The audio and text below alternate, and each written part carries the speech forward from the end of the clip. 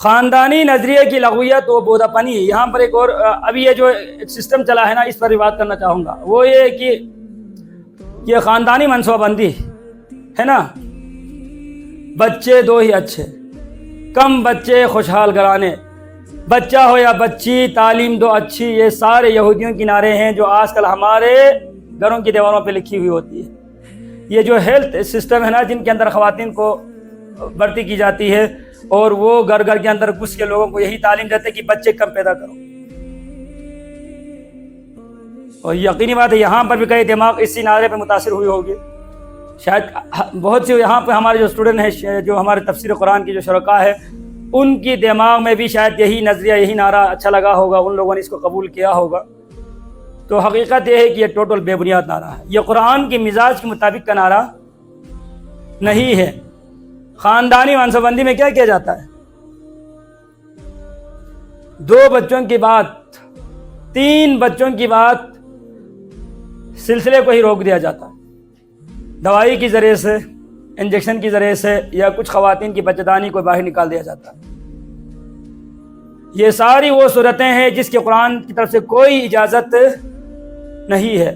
ہاں صرف ایک صورت استثناء کی موجود ہے، وہ یہ ہے کہ جب کوئی عورت بچہ پیدا کرنے کی موڈ میں ہی نہ رہے. موڈ میں نہ رہنے کا مطلب یعنی کہ آپ کی موڈ نہیں، آپ کی طبیعت اس بات کی اجازت نہ دے کہ اگر مزید بچہ پیدا ہو تو ماں کی زندگی خطرے میں پڑ سکتی ہے.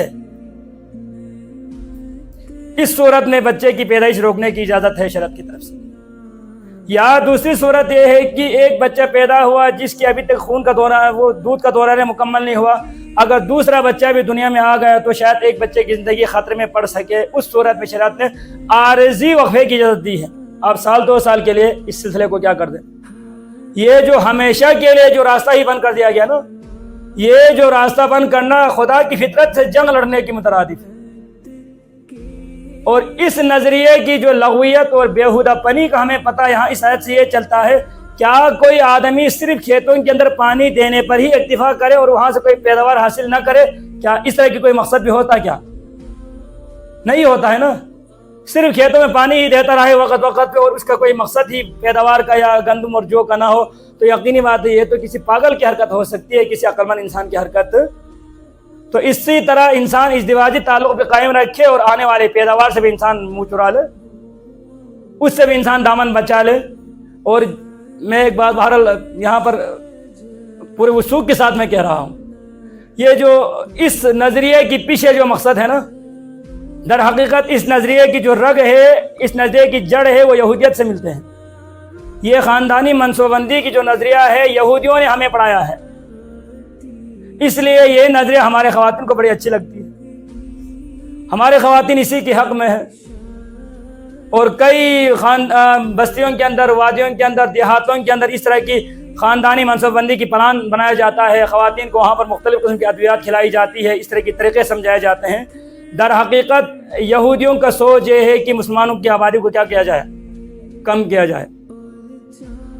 اب یہ تو سیدھا سیدھا وہ نہیں کہہ سکتی تھی نا کہ مسلمان کی آبادی کم کر لو، لیکن اس لیے انہوں نے کیا کر دیا، نعرے کو تھوڑا سا بدل دیا اور کہا کہ کم بچے خوشحال گھرانے. آپ نے بھی اچھا سمجھا، واقعی یہ تو صحیح بات ہے.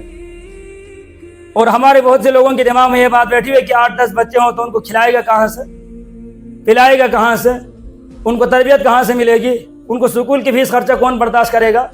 تو اب تک جس اللہ نے آپ کو کھلایا ہے نا، وہی اللہ آپ کے بچوں کو بھی کھلائے گا.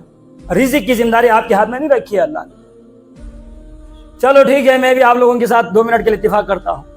2 بچے ٹھیک ہے، چلو تعلیم تربیت ٹھیک ہوتی ہے، اس کے لیے اچھی طرح سے سکول میں پڑھانا ممکن ہوتا ہے، فیس ادا کیا جا سکتا ہے. تو جن خواتین کی یا جن خاندانوں کی 2 بچے ہیں، انہوں نے اپنے بچوں کو کون سا ارسطو بنایا ہے، کون سا وہ سائنسدان بنا کے ملک پاکستان کو دیا ہے، یہ دیکھو ہم نے 2 بچے پیدا کیا، دونوں کو ہم نے سائنسدان بنا دیا. مزید بگڑ جاتے ہیں. جن گھروں کے اندر بچے کم ہونا، حد سے زیادہ گستاخ ہوتے ہیں. زیادہ بچے ہو تو گھر کے اندر ایک رونق ہوتی ہے، اور یہی بچہ زندگی کے آخر میں آپ کا کیا بنتے ہیں، سہارا بنتے ہیں، والدین کے لیے کھلانے پلانے والے بنتے ہیں. لہذا یہ سوچ کہ میرے بچے کو میں کھلاؤں کہاں سے، میری شوہر کا کوئی تنخواہ نہیں ہے، مجھے کہیں پہ جاب نہیں مل رہی، میں اچھی سکول میں اس کو نہیں پڑھا سکتی، یہ ساری چیزیں آپ کو پیچھے سے شیطان پڑھا رہی ہوتی. یہ سارے شیطان کی نظریات ہے، ورنہ آپ کے کام ہے کہ پاکیزہ طریقے سے اولاد کے سلسلے کو جاری رکھو، باقی کھلانا پلانا زندگی دینا اور ضروریات زندگی کا مکمل کرنا کس کی ذمہ داری ہے؟ اللہ تعالیٰ ہی کی ذمہ داری ہے۔ اللہ آپ کی بچے کو بھوکا نہیں مارے گا، یہ آپ کو اور میری یقین کی کمزوری ہے، اور یہی تعلیم ہمیں یہودیوں سے ملی ہے، اور آج کل یہی اسی تعلیم پہ زور شور سے عمل ہے۔ تو لہٰذا ضرورت ہو، مجبوری ہو، عذر ہو، شریعت اجازت دے تب تو ٹھیک، عارضی طور پر آپ اس سلسلے کو روک دیں، لیکن علی الاطلاق مکمل طور پر اس پیدائش کے سلسلے کو روکنا یہ قرآن کے خلاف بھی ہے، اور نبی اکرم کی سنت کی بھی یہ کیا ہے؟ خلاف ہے۔